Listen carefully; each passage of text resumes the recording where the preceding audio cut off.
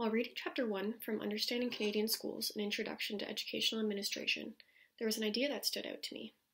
There's a gap between the school system's goals and the school system's practices. A study done by Begley in 2010 identified that there are three purposes or goals for public schooling.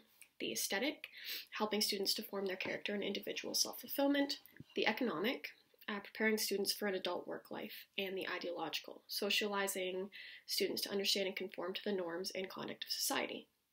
The interesting part about these three separate goals is that the emphasis on each is dynamic and contextual.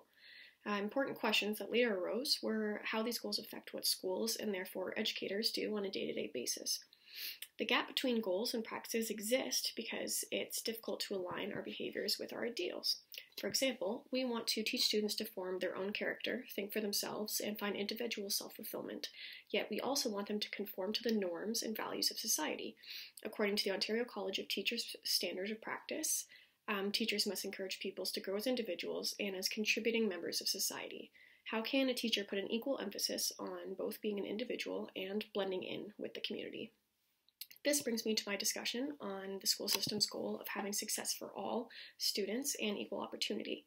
According to Ethics and Legal Studies in Education, it's the responsibility of teachers to treat their students consistently and fairly. The OCT standards of practice state that teachers must demonstrate equitable treatment. If all students were given equal opportunity, were catered to how they needed to learn, and all students become top performers, our society would not be able to accommodate this, whether not having room in post-secondary schools, not having enough jobs available, or everyone being overqualified for the entry-level jobs. On the other hand, how are teachers able to achieve these goals of success for all students when there are still power imbalances and inequalities built into the schooling system itself? As a future educator, the lack of connection between goals and practice is frustrating and daunting. I want all students to have an equitable opportunity and want all my students to succeed, but how can this be done when our knowledge about how people learn and how to teach them is and always will be limited?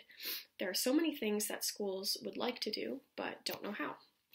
David Lepofsky has a TED Talk on making education in the classroom accessible and noted that schools are built with barriers within them and they have not considered universal design for learning when creating the physical buildings and the corresponding legislature that is followed within the schools. The laws, as they are, do not make achieving success for all students easier and do not make several other goals easier.